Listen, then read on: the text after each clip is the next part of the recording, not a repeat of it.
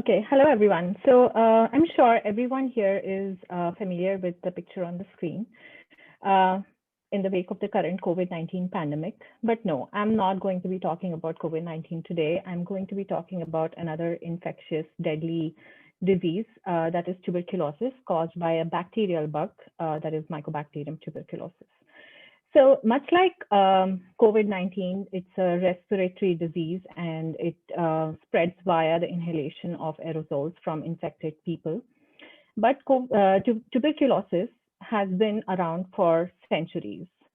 And just for a reference, the name tuberculosis or TB was coined in the 19th century. At that time, the only treatment available was rest and sunlight. So, which is shown here from a picture of a sanatorium which treated TB patients. Now we have antibiotics and also we have a vaccination program to treat and prevent it. But still, there are 10 million people becoming sick of TB every year, and there are 1.5 million people dying of TB every year. So the question is, why might this happen? Is the treatment not as effective as we like it to be?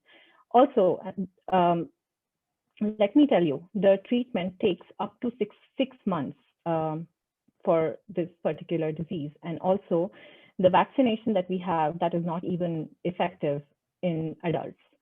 So the question arises, why is this so hard to eliminate? Why is this bug so hard to eliminate? The answer lies in the fact that just like every other organism has an exterior first line of defense, Mycobacterium tuberculosis also does.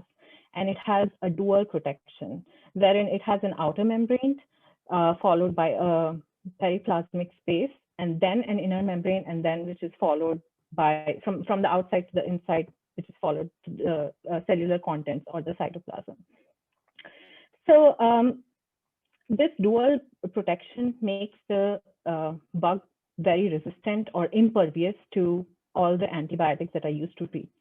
So what makes this membrane impervious is the presence of a complex architecture. So for an example, let's imagine that these are two series of buildings.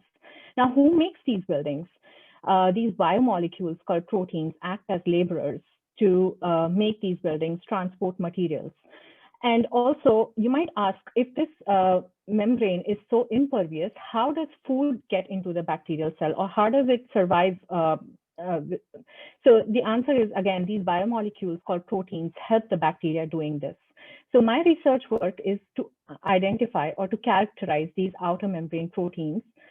And currently, it has been difficult to do this because of the current strategies being to physically separate the inner and the outer membrane. What I use is a dual labeling strategy. There is, I label from the surface and from the periplasmic side, enrich these proteins, and then identify them using a mass spectrometer. Now, this strategy is better because I don't need to actually physically separate the membrane, where it would become difficult because the bug is quite small, and then it would lead to contaminations from the other membrane. So what I just do is identify these labeled and enriched proteins.